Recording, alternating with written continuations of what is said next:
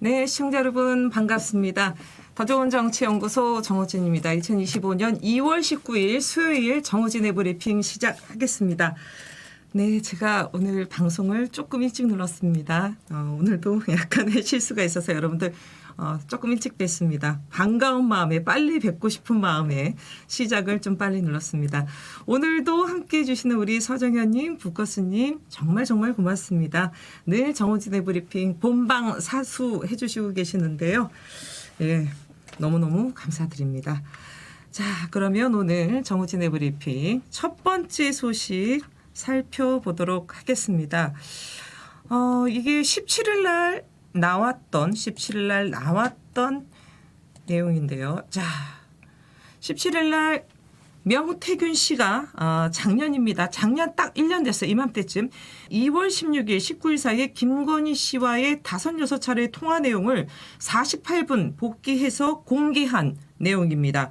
이것 때문에 또 뒤집어졌습니다. 관련된 핵심 내용 뭐냐면 김상민 검사 조국 수사 때 정말 고생 많이 했다. 그래서 창원 의창구 국회의원 되게 달라. 이것이 김건희가 핵심적으로 명태균 씨한테 요청했던 내용입니다. 그 당사자였던 김상민 전 검사가 오늘 뉴스토마토 여러분 잘 아시죠? 김건희 공천 개입 맨 처음에 보도했던 뉴스토마토 오늘 단독 기사 김상민 바로 손준성 그 유명한 고발 사주 수사 대상이었다는 게 오늘 뉴스토마토의 단독입니다.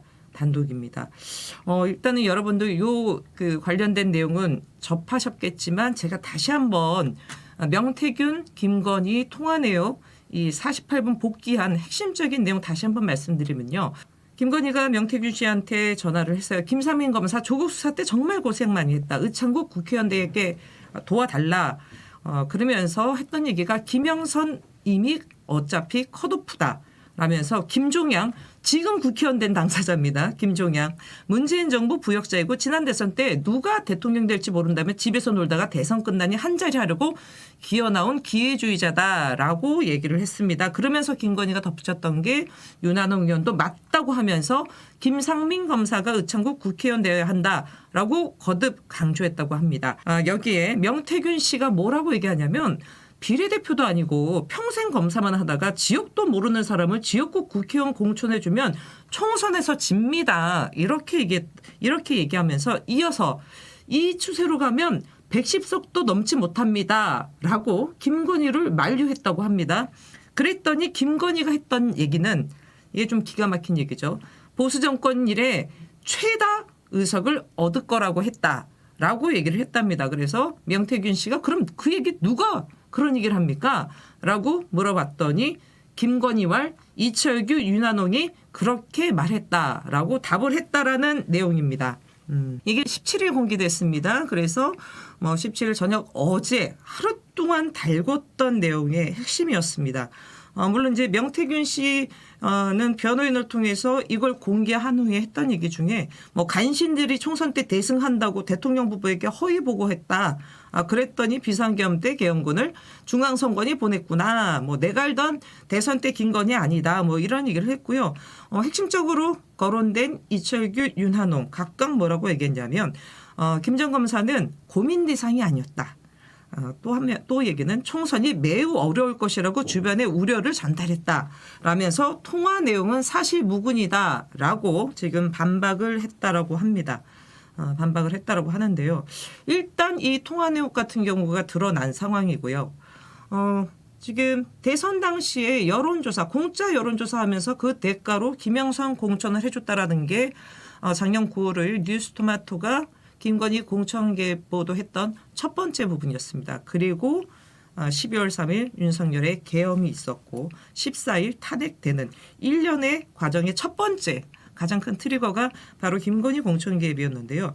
일단은 지금 드러난 요 내용만 이거 지금 수사된 상황이 아니라 아무런 수사가 안 된 상황입니다. 이 드러난 내용만 보더라도 김건희가 개입한 게 김영선뿐만 아니라 김상민 전 검사도 개입을 했다라는 겁니다. 근데 여러분 김상민 검사 이 사람 어디서 이름 들어봤다라고 생각하신 분들 계실 거예요. 오늘 뉴스토마토가 단독으로 뽑았던 고발 사주뿐만 아니라 이 사람이 누구냐면 2023년 추석 때쯤에 창원 주민들한테 문자를 뿌려요. 저는 뼛속까지 창원 사람, 지역사회에 큰 희망과 목표를 드리겠다라는 문자를 쫙 뿌렸는데 당시 그때 보낸 사람이 오늘 지금 얘기한 김상민 전 검사, 당시에는 서울중앙지검 형사구부장이었습니다. 그래서 난리가 났었죠. 현직 검사가 이런 문자를 뿌렸으니까 그것도 추석 때 이거는 의례적으로 정치인 혹은 선거에 출마하려고 하는 당사자들이 하는 이거는 뭐 고전적인 게 아니라 아주 의례적인 안 하면 안 되는 그런 부분이었습니다. 그래서 검찰이 발칵 뒤집어졌고 그때 당시에 정치적 의미 없었다. 그냥 안부 인사였고 총선과 무관했다라고 주장을 했던 게 바로 김상민이었습니다. 바로 김상민이 그때 그런 주장을 했어요.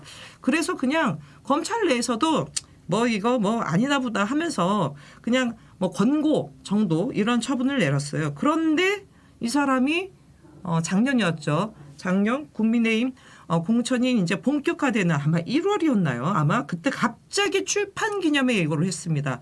그래서 이원석 검찰총장이 아니 이거 정치적 중립 위반한 거 아니냐. 그래서 검찰에게 감찰 지시를 내려요. 그래서 결국은 정직 3개월 징계를 먹습니다.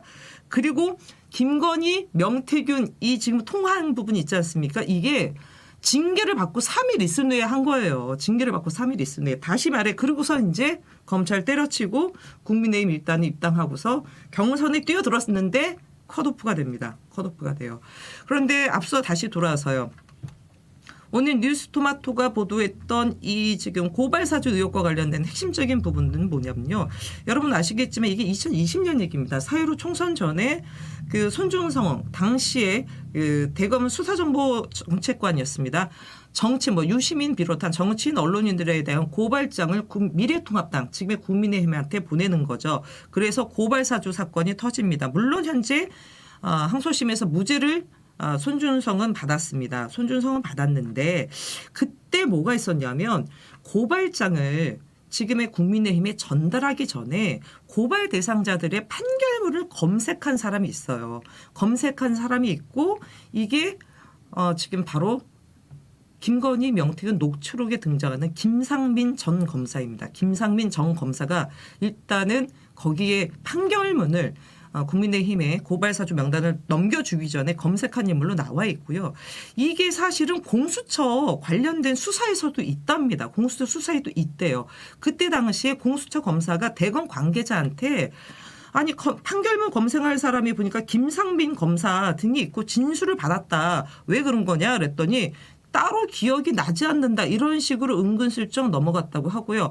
결정적인 거는 이때 당시에 공수처가 손준성이 있었던 수사정보 담당관실 쪽에 집중을 해서 소위 말해서 김상민은 그냥 패스를 해버린 거예요. 이걸 수사를 했어야 되는데 하지 않고 그냥 지나쳐 버렸다라는 겁니다. 그래서 실질적으로 지금 김상민 같은 경우는 손준성의 고발사주 국민의힘의 언론인 정치인들 명단 넘겼을 때 그 내용에 대한 부분들을 이미 알고 있었고 관련 지금 대상자에 대한 검색까지 했다라는 것은 이미 판결문에도 나와 있는 부분입니다. 그렇기 때문에 고발사주 관련돼서 수사 대상자였는데 여러분 뭐 공수처 두말하면 잔소리죠. 제대로 뭐 수사내용 보며 하지 못하고 지금 존립 자체가 진짜 심각한 위험에 있는데 이때 당시에도 김상민을 놓쳤다라는 부분이 오늘 뉴스토마토의 이제 핵심적인 내용입니다. 뭐 일단은 김상민이라는 사람이 어떤 사람이었냐에 대한 부분들의 보충 보도라고 보시면 될 것 같은데요. 뭐 핵심적인 거는 그런 거 아니겠습니까? 김영선뿐만 아니라 김건희, 윤석열이 공천에 개입한 거는 지금 오늘 드러난 김상민 정 검사 등 또한 있을 것이다라는 거였고요. 여기서 한마디. 오늘 MBC 라디오 김종배의 시선집중에 강혜경 씨가 오늘 라디오 인터뷰를 했습니다. 그러면서 본인도 김상민 공천 관련돼서 얘기를 들었는데 본인이 맨 처음에 들었을 때는 서정욱 변호사가 김상민 공천에 대한 언급을 계속했다. 이런 얘기를 했습니다. 그리고 고성국 씨와 그다음에 김영선 의원이 인연이 있었고 고성국 TV도 출연했는데 김영선 의원이 고성국 씨 밥 한 안도 안 사주고 제대로 조직 관리 못했다 뭐 이런 얘기를 들었다 이런 겁니다. 뭐 일단은 뭐 고성국 씨 얘기는 차치하더라도 오늘 라디오 인터뷰에서 했던 핵심적인 부분 보면 김건희가 김상민 전 검사를 공천 카드로 적극적으로 내세우는 부분에 있어서 보수 논객이죠. 보수 논객 서정옥 변호사도 연관이 돼 있다. 다시 말해 윤석열, 김건희 이 두 사람의 측근에는 보수 논객, 보수 유튜버들이 드글드글했다라고 보여지는 정황이 오늘 좀 확인이 됐습니다. 뭐 김건희 입건 관련돼 가지고 좀 뭐 총평 비슷하게 좀 말씀드리면요. 하나를 보면 열을 난다고 하는 옛말이 있지 않습니까? 대선 당시 공짜 여론조사의 대가로 김영선을 공천을 해줬죠. 앞서도 얘기했지만 김상민 전 검사와 관련돼서 조국 수사 잘했다라는 부분이 있습니다. 다시 말해 조국 수사에 대한 보온으로 김상민 전 검사를 공천을 추천한 것이다. 공천 개입한 것이다. 라고 보여지는데 과연 이 둘뿐일까라는 부분입니다. 저는 아마도 이 둘만이 아니라 그 외에 더 많은 인물들이 있을 가능성이 상당히 농후하다라고 보여집니다. 뭐 국민의힘에서는 뭐 결론적으로 김상민 전 검사 컷오프 됐다. 그렇기 때문에 공천 개입 아니다. 우리는 공천을 굉장히 공정하게 했다. 이런 식으로 제가 보기에는 주장할 가능성이 대단히 높습니다. 대단히 높습니다. 그런데 저는 국민의힘이 이렇게 주장하는 거를 보면서 떠올랐던 거, 제가 얼마 전에 방송 때도 말씀드렸던 것인데요. 성공하면 계엄령이고 실패하면 개봉령이냐. 예, 다른 버전으로 김건희 공천 개입 성공하면 여사 말씀, 여사 분부고 실패하면 국민의힘 공정 공천이냐라는 것이죠. 이 만약에 공천이 성공했다라고 한다면 국민의힘 내에서는 여사 말씀, 여사 분부 이거 신주단지 모시는 것처럼 했을 거 아니겠습니까? 실패하고 나니까 공정한 공천이었다 이런 식으로 발뺌을 하려고 할 텐데요. 실패를 했던 성공을 했던 김건희의 공천 개입은 변하지 않습니다. 네. 윤석열 실패한 계엄이라고 할지라도 국회에 선관위에 계엄군을 투입시켰던 거 이거는 명백한 계엄인 것처럼 김건희 김상민 전 검사 공천 개입 실패를 했던 어쨌든 간에 공천 개입은 변하지 않는다는 사실입니다. 그리고 김상민 전 검사 앞서도 말씀드렸지만 이원석 전 검찰총장이 징계를 때렸습니다. 징계를 때렸는데도 불구하고 그 사표 던지고 나왔어요. 뭐 제가 보기엔 이거는 그거 아니겠습니까? 김건희 백 믿고 나왔다. 그래서 철떡같이 의창고 당선될 공천 받을 거라고 했지만 당시에 아마 그런 거 있었어요. 검사들 옷 벗고 나가는 것 때문에 말이 많았습니다.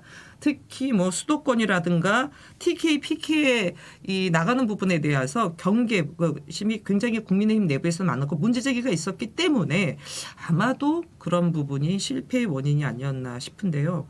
한 가지 더 말씀드리고 싶은 거는 창원지검이 명태균 게이트와 관련돼서 빈손 수사, 맹탕 수사 해가지고 지금 서울중앙지검으로 이송하지 않았습니까? 저는 이거 창원지검에서 몰랐을까? 이미 포렌식 거의 다 된 걸로 알고 있고 심지어 명태균 씨 같은 경우는 이거를 지금 이 숙기를 복귀한 거 아니겠어요? 복귀한 건데 창원지검 김상민 전 검사와 관련돼서 저는 100% 알고 있었다. 100% 알고 있었다.